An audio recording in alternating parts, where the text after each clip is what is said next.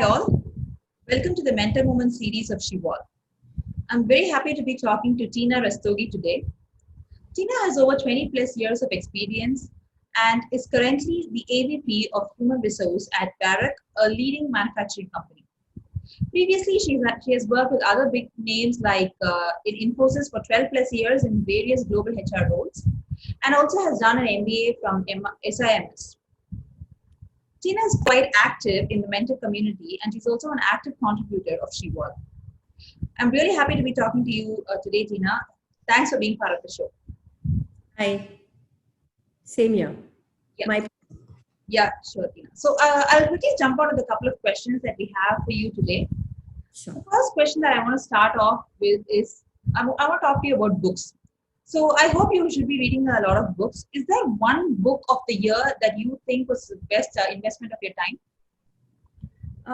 I am not very much into books, but this year being COVID and having a lot of time at hand, where weekends you're not spending going out and socializing, I managed to grab some books.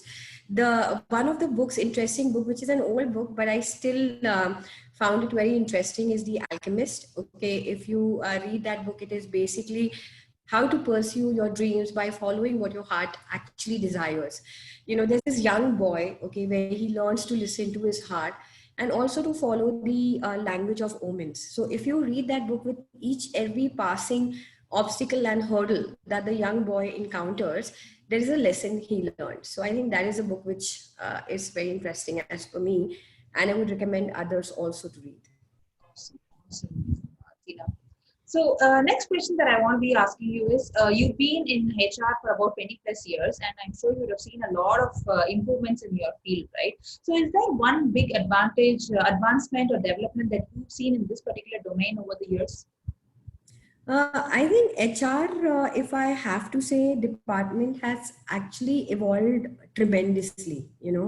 There was a time where HR was more, expected to do more of, in the earlier age, like your admin activities, etc. And then, there was a stage when they were expected to be partnering with business. But given today's situation, I would call HR as more of a transformational HR today. Okay, there were certain things which was more, in terms of that we want to do this in HR, but in today's scenario, they have become need. It has become a need to engage employees. It has become a need to, have your employees, have happy employees or have a happy organization. It is important to have wellness or benefits for your employees, because you would come across a lot of employees who are saying that, okay, you don't give me that kind of CDC, or if you see some of the research, they say that they're okay to go with standard or less packages, but they want benefits and wellness kind of packages included, in their compensation. And in today's date, if you see, we have a lot of forums, where employees can voice out about the organization. So it is important for any organization to give career development, growth opportunities, and be fair to the employees. So there have been various tools also which have been available in the market to make this transformation journey easier. But I think you have to decide, basis your organization needs, which are the ones you need to pick up first, or which is your priority. But one thing I would like to add is that because of so much of technology advancement, it is very important for each individual, or at least HR individual, to have one talent. If you don't have one talent which makes you unique, then that can be replaced by machines. So it is very important for us to have that talent or upskill ourselves to ensure that we have that talent. Right. So true. I think upskilling is such an important thing, especially during these recent times with so many technology advancements, as you rightly said. And yeah, not only HR, but every other field also, people have to continuously keep learning and upskilling, right? So I agree. Yeah. So again, since you've come across a lot of roles, you've been holding a lot of different positions, and you've climbed up the ladder in different positions. So I am sure, kind of we are still in a gender-based industry, right? So do you think there is some kind of difficulties you faced while getting promotions or anything like that?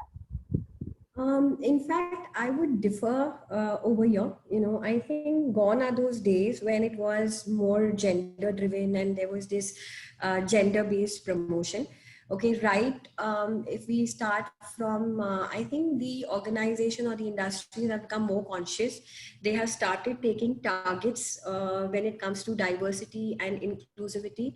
In fact, all the leaders, they have their KRAs in their KRAs to increase diversity.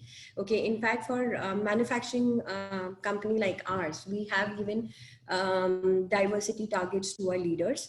Okay, but even in terms of promotion, I think the organizations are making efforts, okay, to ensure that there is diversity promotion. Obviously, a promotion overall has to be on your merit and potential.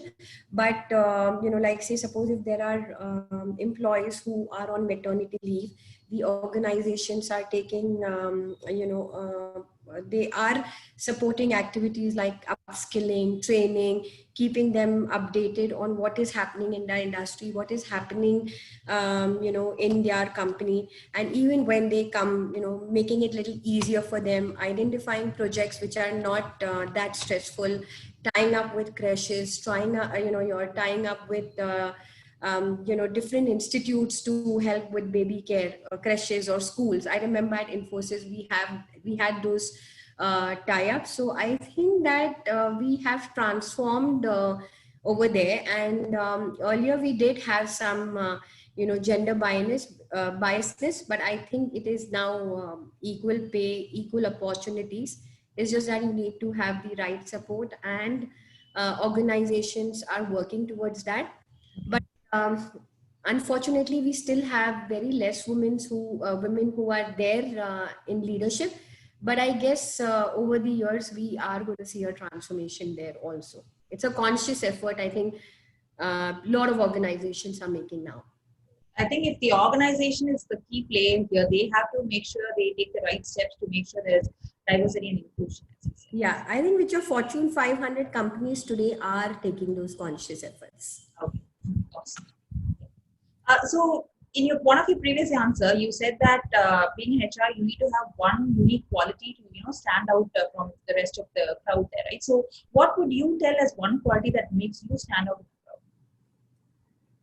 I would say that a highly effective HR leader, has to be an influencer, okay, and has to be a strong communicator. And I think I possess both these skills, because you have to give guidance, you have to resolve HR issues, you have to work with your leadership, on the organization strategy. You have to do things to improve, the organization operations.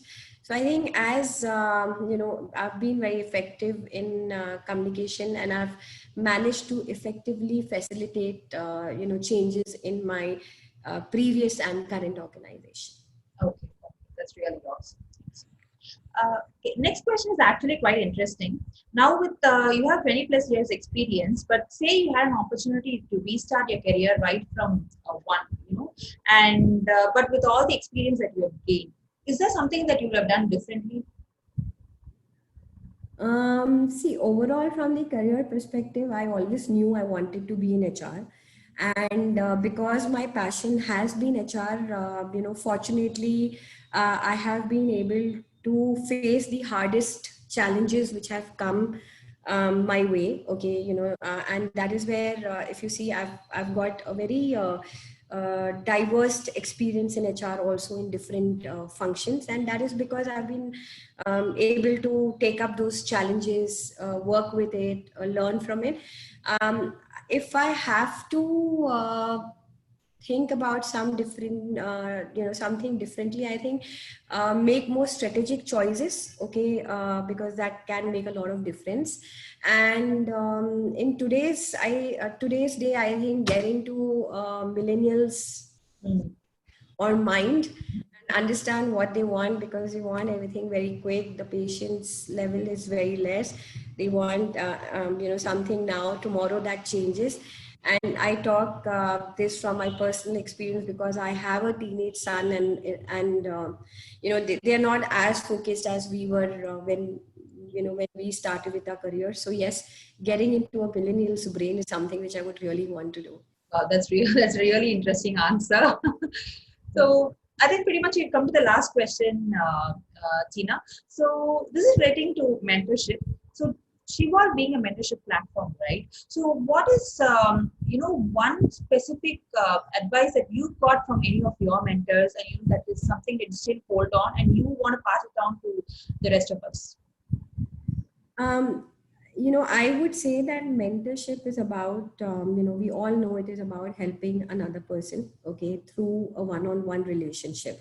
There have been, again, mentorship also, you'll see there are a lot of ship also has evolved. You have group mentorship, you have individual mentorship, you have speed mentorship, etc. But I still believe that mentorship is a bond. It is a one-on-one relationship. And what has worked with me, with my mentors or with my mentees, is that you need to establish your ground rules in terms of that. I'm not going to take you from here to there, but I'm going to guide you on how you can get from here to there. Okay, I will not be your crying shoulder always, but I would tell you on how you can manage that situation. There has to be, in terms of mentorship, there has to be active listening.